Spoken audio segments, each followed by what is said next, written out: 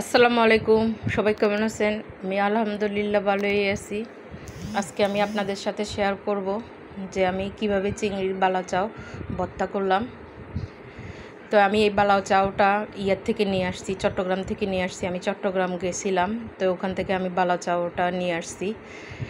তো আমি ভর্তাটা করতে আমার কি কি লাগছে, আমি লেবু এক টুকরা নিছি, কাঁচামরিচ 4টা নিছি, তারপরে একটু চিলি ফ্লেক্স নিছি, মানে ওই যে শুকনো মরিচ টেলে আর কি গুঁড়া করা, ওইটা আমি একসাথে করে বয়ম ভরে রাখি। এই যে বালা চাউটা মানে এই যে বয়ম ভরা এটা নিয়ে আসছি আমি রেডি করায়। তো আমি ইয়া করছি, ধনিয়া পাতা দিছি, সরিষার তেল দিছি। তো এই যে লেবু, পেঁয়াজ, কাঁচামরিচ, ধনিয়া পাতা আর বালা চাউটা আমি ঢেলে নিচ্ছি।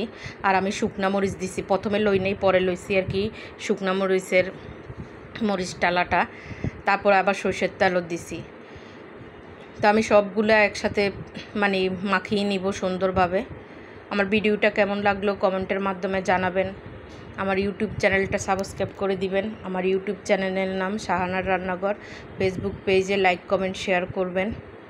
যারা যারা সাবস্ক্রাইব করছেন তাদেরকে অসংখ্য ধন্যবাদ, আর যারা করেন নাই তাদেরকে অনুরোধ রইল যে সাবস্ক্রাইব করে দিবেন। তো এই যে আমি দেখিয়ে দিচ্ছি আর কি যে আমি কি কি নিলাম।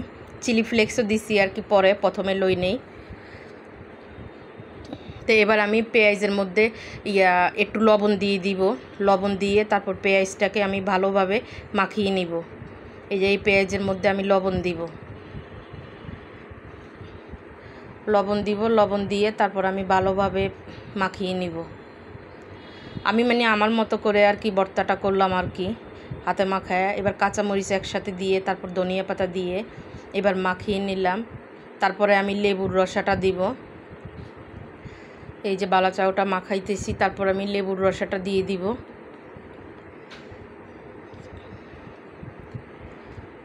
এই যে লেবুর রসাটা দিয়ে দিব, দিয়ে চিলি ফ্লেক্সটা প্রথমে এই যে এবার আমি এই যে সরিষার তেল দিলাম, সরিষার তেল দিয়ে মাখিয়ে নিলাম। প্রথমে আর কি চিলি ফ্লেক্সটা দিতে আমার মনে ছিল না, পরে আর কি দিলাম। তো আমরা জাল কম খাই সেজন্য আমি কম জালে দিছি। যারা জাল বেশি খান তারা মরিচ বাড়ায়া নেবেন।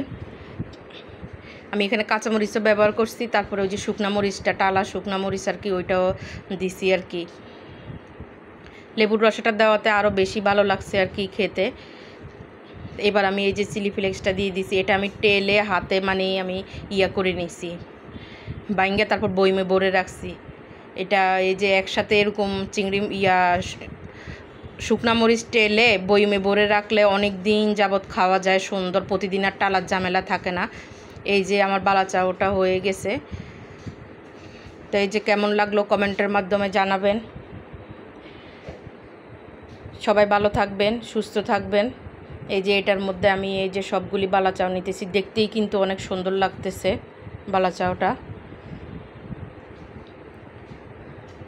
সবাই ভালো থাকবেন, সুস্থ থাকবেন। আজকের মতো আল্লাহ হাফেজ। সবার জন্য শুভকামনা রইল।